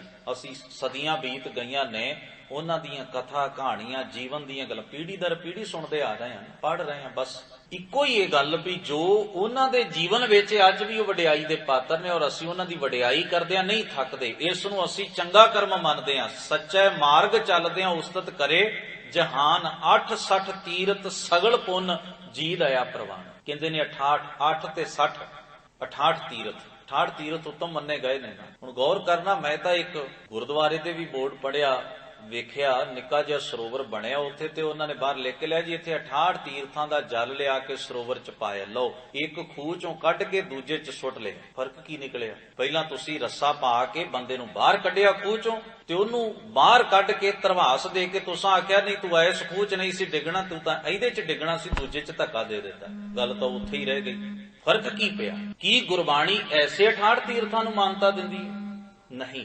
ਗੁਰੂ ਜੀ ਕੀ ਕਹਿ ਰਹੇ? ਕਹਿੰਦੇ 68 ਤੀਰਥ ਸਗਲ ਪੁੰਨ। ਪੁੰਨ ਦਾ ਅਰਥ ਭਲਾ ਵੀ ਹੈ, ਤੇ ਇੱਥੇ ਜਿਹੜਾ ਪੁੰਨ ਸ਼ਬਦ ਵਰਤਿਆ ਨਾ, ਉਹ ਪੁਜਾਰੀਆਂ ਦੇ ਦੱਸੇ ਮੁਤਾਬਕ ਉਹ ਪੁੰਨ ਹੈ ਵੀ ਆਹ ਕਰਮ ਕਰੋ, ਤੁਹਾਨੂੰ ਇਹਦੇ ਵਿੱਚੋਂ ਆਹ ਫਲ ਦੀ ਪ੍ਰਾਪਤੀ ਹੋਵੇਗੀ। ਉਹ ਜਿਹੜਾ ਫਲ ਮਿੱਥ ਕੇ ਕਰਮ ਕਰਨਾ ਹੈ ਨਾ, ਉਹ ਤੇ ਵਪਾਰੀ ਕਰਨੇ। ਬੰਦਾ ਇਹਦਾ ਮਤਲਬ ਬੇਸਿਕਲੀ ਭਲਾ ਨਹੀਂ ਚਾਹੁੰਦਾ ਕਿਸੇ ਦਾ, ਪਰ ਇੱਕ ਪੁੰਨ ਦੀ ਫਲ ਦੀ ਆਸ ਵਿੱਚ ਵੀ ਮੈਨੂੰ ਫਲ ਮਿਲ ਜਾਏਗਾ, ਇਸ ਕਰਕੇ ਆਪਾਂ ਭਲਾ ਕਰ ਰਹੇ ਹਾਂ। ਇਹਦਾ ਮਤਲਬ ਤਾਂ ਇਹੀ ਹੈ ਨਾ, ਜੇ ਇਹਦਾ ਭਰਮ ਟੁੱਟ ਜਾਏ ਵੀ ਮਿਲਣਾ ਕੱਖ ਨਹੀਂ ਤੇ ਕਰੇਗਾ ਵੀ ਨਹੀਂ। ਗੌਰ ਕਰਿਓ, ਧਰਮੀ ਇਹ ਉਹਨੇ ਭਲਾ ਕਰਨਾ ਹੀ ਕਰਨਾ, ਉਹਦੇ ਅੰਦਰ ਕੋਈ ਇੱਛਾ ਨਹੀਂ ਹੈ ਵੀ ਮੈਨੂੰ ਕੀ ਮਿਲਦਾ ਹੈ, ਉਹ ਤਾਂ ਭਲਾ ਕਰ ਰਿਹਾ। ਪਰ ਜਿਹੜਾ ਲਾਲਚੀ ਹੈ ਨਾ, ਉਹਨੂੰ ਪਰਲੋਕ ਦੇ ਬਹਾਨੇ ਦੇ ਕੇ ਬਹੁਤਾ ਮਿਲੇਗਾ ਇਸ ਲਈ, ਆਹ ਮਿਲੇਗਾ ਇਸ ਲਈ, ਫਿਰ ਉਹਨੂੰ ਇਸ ਰਾਹ ਦੇ ਉੱਤੇ ਜਿਹਨੇ ਤੋਰਿਆ, ਜੇ ਮੰਨ ਲਓ ਉਹਦਾ ਇਹ ਭਰਮ ਕੋਈ ਤੋੜ ਦੇਵੇ ਵੀ ਮਿਲਣਾ ਕੱਖ ਨਹੀਂ, ਉਹਨੇ ਆਖਣਾ ਮੈਂ ਕਰਾਂ ਵੀ ਕਿਉਂ, ਆਪਾਂ ਕਰਦੇ ਹੀ ਨਹੀਂ। ਇਹਦਾ ਮਤਲਬ ਭਲਾ ਨਹੀਂ ਹੈ ਨਾ, ਬੰਦਾ ਬਹੁਤੇ ਦੀ ਆਸ ਵਿੱਚ ਕਰ ਰਿਹਾ, ਲਾਲਚੀ ਹੈ। ਜੇ ਭਰਮ ਟੁੱਟ ਗਿਆ ਤੇ ਸਿਚੁਏਸ਼ਨ ਬਦਲ ਜਾਏਗੀ, ਉਹੀ ਭਲਾ ਕਰਨ ਵਾਲਾ ਬੰਦਾ ਹੱਥ ਘੁੱਟ ਲਏਗਾ ਵੀ ਨਹੀਂ ਕਰਨਾ ਹੀ ਕਾਨੂੰ ਹੈ। ਤੋ ਧਰਮ ਜਿਹੜਾ ਹੈ ਨਾ, ਧਰਮ ਸਤਿਗੁਰੂ ਗੁਰੂ ਗ੍ਰੰਥ ਸਾਹਿਬ ਕਹਿੰਦੇ ਨੇ ਡਰ ਤੋਂ ਵੀ ਉੱਪਰ ਹੈ ਤੇ ਲਾਲਚ ਤੋਂ ਵੀ ਉੱਪਰ ਹੈ। ਸੇਵਾ ਕਰਤ ਹੋਏ ਨਿਹ ਕਾਮੀ ਤਿਸ ਕਉ ਹੋਤ ਪ੍ਰਾਪਤ ਸੁਆਮੀ।